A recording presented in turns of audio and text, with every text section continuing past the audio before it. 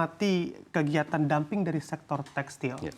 Sebenarnya apa dari sektor ini yang kiranya juga mampu difokuskan dan kiranya kalau kita melihat begitu ya, kondisi dari sektor tekstil saat ini juga cukup terpuruk. Apakah dengan pengawasan atau kegiatan anti dumping ini juga sedikitnya bisa membantu sektor tekstil untuk bangkit untuk juga kalau dilihat begitu ya, di mana serangan atau serbuan barang tekstil Ya. impor ini cukup membebani di sektor tekstil Pak Danang. Baik, baik Mas Bram. Jadi ini tekstil juga case-nya agak sedikit berbeda ya dengan baja, bahwa uh, salah satu penyebab terkait dengan kondisi industri tekstil belakangan ini kan ada beberapa hal. Ya. Salah satu memang dari sisi import ilegalnya. Ya. Namun juga kami dari KADI dengan kementerian terkait, Kementerian Perindustrian dan dari Asosiasi Pertekstil Indonesia, kami juga melihat bahwa ini juga harus mungkin adanya penyelidikan anti dumping, karena bisa jadi ada kemungkinan salah satu penyebab tidak bersaingnya industri dalam negeri atau industri tekstil Indonesia adalah karena juga adanya barang dumping selain daripada barang ilegal.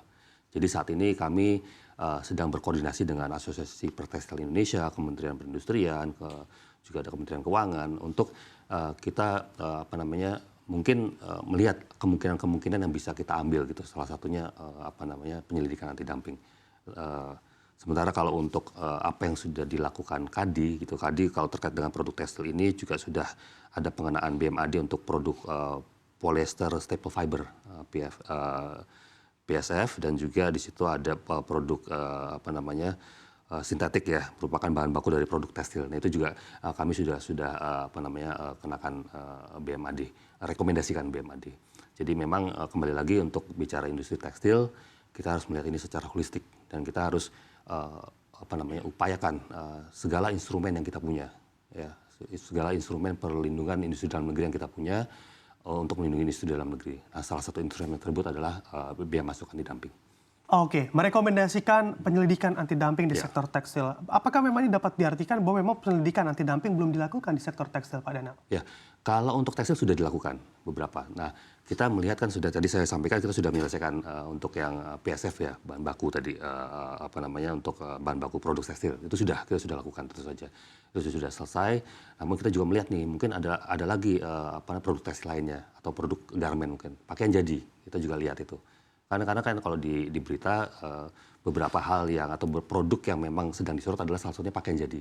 Nah itu yang sedang kami bicarakan dengan stakeholder terkait untuk melihat kemungkinannya. Jadi baru kita coba diskusikan kira-kira produknya seperti apa dan apakah memang sudah ada bukti awal terkait dengan adanya indikasi dumping tersebut. Oke. Oke, baik. Saya akan kembali ke Pak Tauhid. Pak Tauhid tadi sudah disebut-sebut begitu ya BMAD. Sebetulnya dari aspek BMAD ini seberapa besar sih kontribusinya terhadap perekonomian kita khususnya dari sektor-sektor terkait begitu Pak Tauhid? Silakan. Ya, kalau pengenaan BMAD sih pada dasarnya memang mencegah ya agar produk-produk tersebut laju impornya tidak semakin deras ke kita ya.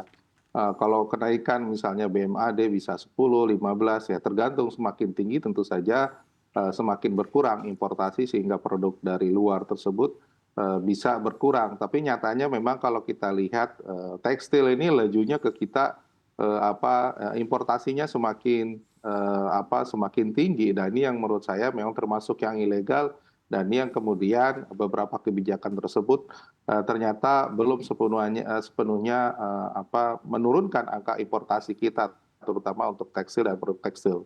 Nah, apalagi kita lihat masa berlaku dari kebijakan BMAD maupun BMTP ya untuk kebijakan untuk penguatan produk tekstil itu juga akan selesai. Misalnya saja BMTP untuk impor produk pakaian dan aksesori pakaian itu berlaku hingga November 2024, termasuk tindakan pengamanan untuk katakan produk kain itu juga berlaku sampai katakanlah 3 tahun. Jadi 2027 itu selesai. Jadi memang harus ada upaya ketika peraturan tersebut ada yang berlakunya hanya cepat 2024, 2006, 2027 tanpa ada penguatan industri dalam negeri, maka selamanya akan masuk melalui jalur ilegal. Nah ini yang kemudian mengancam industri dalam negeri.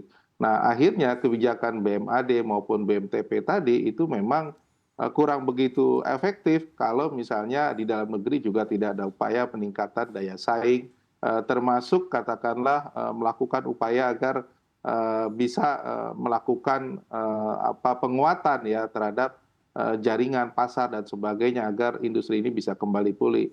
Dan kalau kita lihat kan dalam 2 tahun terakhir sumbangan PDB untuk industri tekstil dan produk tekstil ini cenderung negatif, bahwa memang rasanya memang industri ini dalam tekanan yang sangat luar biasa begitu, Mas.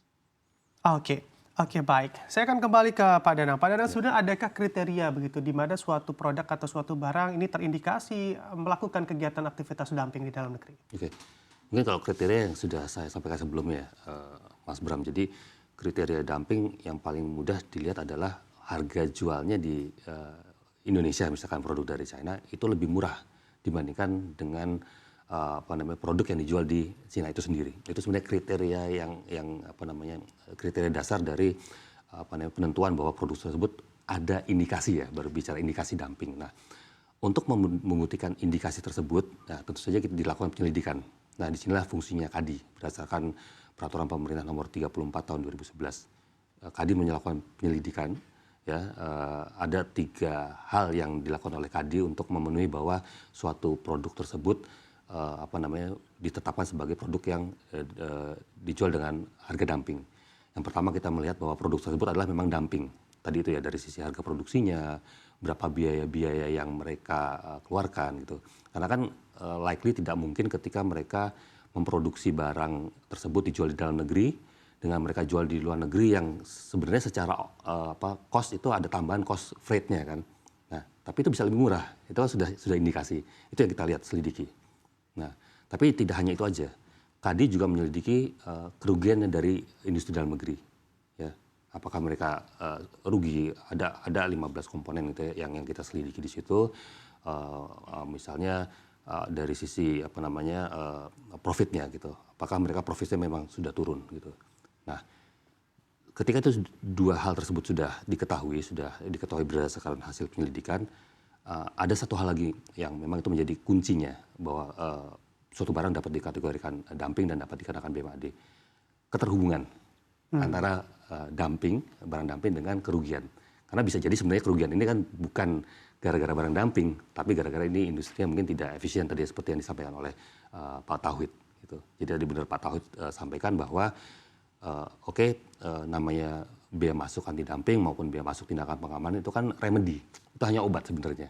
Nah, kembali lagi kalau orang mau sehat, ya setelah sakit ya minum obat, tapi setelah itu apa? Ya olahraga, makan yang makanan sehat.